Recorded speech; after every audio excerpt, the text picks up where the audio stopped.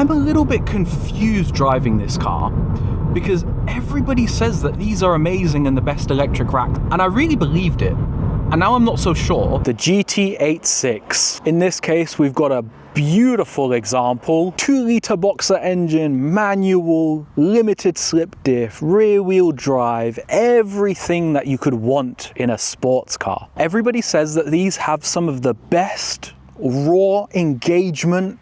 These are very highly rated by people for enjoying driving on the road. I'm very excited to find out if that's going to be the case. But you guys know me. I will always tell you the truth in what I think, and sometimes, especially modern cars, especially electric steering racks, especially BMWs, somewhat disappoint me. So we'll see where this falls on the scale of engagement. We'll give it a score for spirited driving, and I'll also give it a score for normal driving. An absolutely massive thank you to Matt for bringing this car down today, and a huge shout out to Laura and Elliot who may be watching. If you're local and would like to see your car on Steering Feel Review, use the links in the description, shoot me an email or an Instagram DM. Here's a list of everything I test for steering feel. All of those are chapters in the YouTube player, so you can skip to the section you're most interested in. It's been absolutely gorgeously modified by Matt, who has done every bit of work on this car. He bought this car completely standard, same as I bought my MX-5. The only thing as far as steering feel goes that is quite relevant, it's on fairly wide 9J work in motion wheels with a 245 tire. This car is built for track days. I don't know if overtired is the right word. I don't know if it's going to be reasonable to get this car to its limit on the road. This car has a wheelbase of 2,570 millimeters. The steering rack ratio is 13:1. Let's take this gorgeous looking car out on the road and find out how it drives. Starting with spirited driving in an 8.6. Finally, we are here.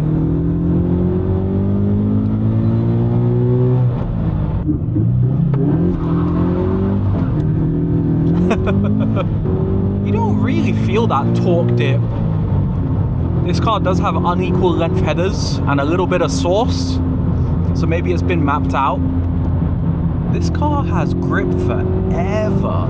If you've got a GT86, maybe don't put a 245 tire on it. I wish this car would play with me a little bit, but the speed I would have to go to make this dance is irresponsible on the road.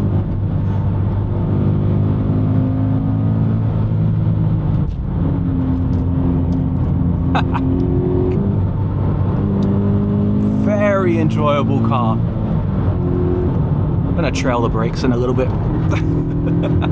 I get why people like these. I really do. But I will say, people won't like this. I'm sorry, GT86 owners. I've got to start making the excuses now so you guys don't try to murder me in my sleep. Not as much steering feel as I expected.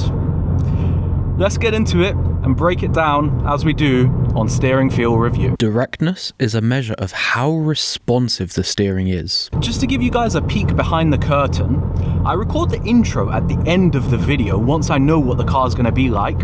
So I currently don't know the specification of the wheelbase and the steering rack ratio. I'll tell you what it feels like.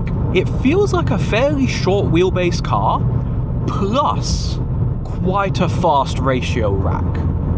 There's not a lot of dead zone in this steering. Yeah, that's wiggling us on the road. Just that there is the dead zone. That's not a lot of dead zone. That's quite good. This is quite a sharp, decreasing radius corner. And look how much steering input I need to get around it. Very little. It feels like a fast rack. What about the weighting? Weight is all about how light or heavy the steering is, and how that changes the harder you turn the steering wheel. This is where you GT86 owners are not going to be fans of Mick Drives cars anymore. I'm sorry. On the move, it's not that heavy. The thing is, no matter how hard I'm going around corners, it's not really weighing up.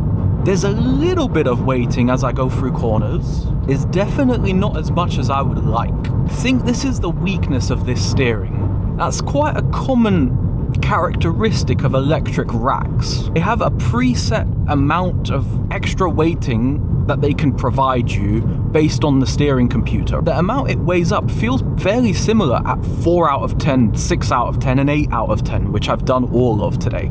That leads me to believe there is no other level that this rack is going to go to. I will add, this chassis is amazing. It drives fantastically.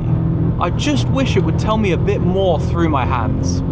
It's like I can feel the rack getting heavier, and it's not communicating what the tires are doing. It's just the same weighting every corner. I wish I could be more impressed. I'm kind of just not. I'm sorry, guys. Please don't crucify me. Let me tell you about the texture, because that is better. Texture is all about the feeling of the road through your hands. All of these bumps on the road, I can definitely feel in the steering wheel. The steering wheel is buzzing when I'm driving. It's telling me about every bump. It's telling me about the surface of the road. It's very enjoyable. What the car doesn't do is when I put it into a corner, communicate the level of grip I have at the tire. The texture's not bad. It's just not elite, like the MX-5s, like a 944, like a Lotus Elise. Actually reminds me quite a lot of Fiesta ST. Fiesta ST was also an electric rack and had this character where like it told you a good amount, it just didn't tell you everything. It's good, it's just not as good as I was expecting or was promised. Let's talk about normal driving. GT86 on the motorway at high speed. I'm not even gonna downshift. I'm gonna roll into throttle. There's torque here. Makes a juicy little purring noise. I really like that. This car is not bad on the motorway. It's relatively stable. It's relatively settled. It feels like a baby German car. It reminds me of like 1 Series BMW. It feels solid. People would have you believe that GT86s are like rattly, noisy, horrible boxes. It's a bit noisy. There's not really any rattles. It's not that bad. That is the part of the video that surprised me more than any other, because this car's quite comfortable and easy to drive. And this is a heavily modified one. What is this car like to drive around town? Modern electric rack. I don't need to be here. It's a sports car, and clearly Toyota wanted to give it like an edge of sportiness. So it's got a little bit of weight to it at lower speeds. Not quite as light as like a modern MX-5 even. Kind of reminds me at these town speeds of BMW Z4s of many generations. What's the self-centering like?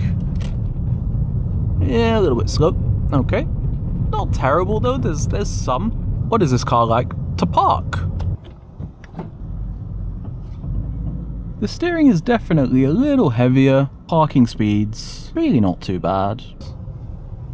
Still usable one-handed. Slightly slow self-centering, really not an issue. Conclusions and scores. I'll review the car as a whole first. You 86 owners are gonna eat me alive. There's elements of this car that are excellent.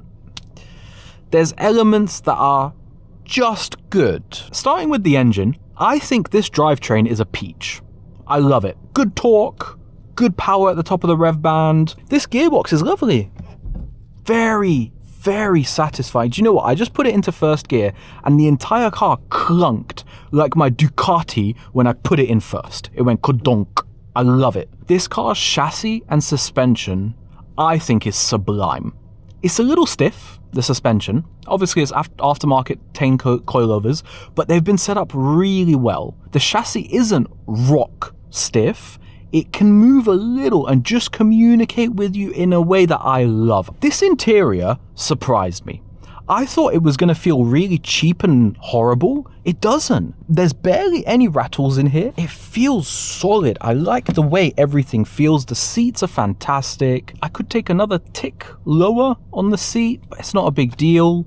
I'm comfortable. The reach to the steering wheel is nice. The center tacho is fantastic. I personally would not put tires of this size on it, even if I was doing track days. What I really enjoy in my car on track days is that I can be barely keeping up with someone in a normal car, but I'm absolutely living on the edge of death when I drive that car quickly on track. I really like that feeling.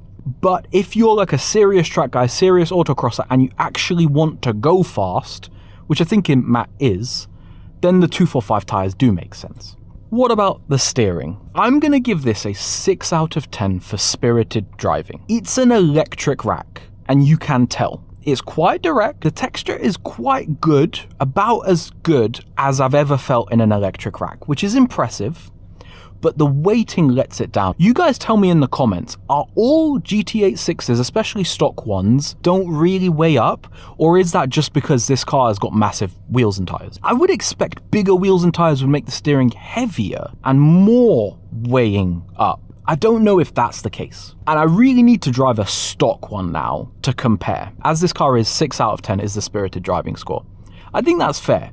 It's good, but it's not exceptional. It's definitely better than ND MX-5, that kind of sucks. It's not better than NC though, or NB, or any of the older ones, or even BMW Z4. What about normal driving? I was really impressed with this car for normal driving. I'm also going to give it a 6 out of 10. It's fine to park, that's probably the weakest part. It's lovely around town, and it's way better than I expected it to be on the motorway. It's stable and comfortable and nice. This car isn't what I thought it was going to be. The way people make these cars sound is like they're super engaging, super raw, and a bit rubbish to daily. My experience has been the complete opposite of that. I think this is quite a nice daily and isn't engaging enough for me, which I did not expect to say today. But there you go. YouTube really thinks you're going to enjoy this video, but I think you should check out the steering feel review playlist, especially first generation BMW Z4, because that's a car with a similar layout, electric steering just like this car. BMW back then did things a little differently, and I think better, which is going to be very controversial. My name's Mick. I drive cars. Peace.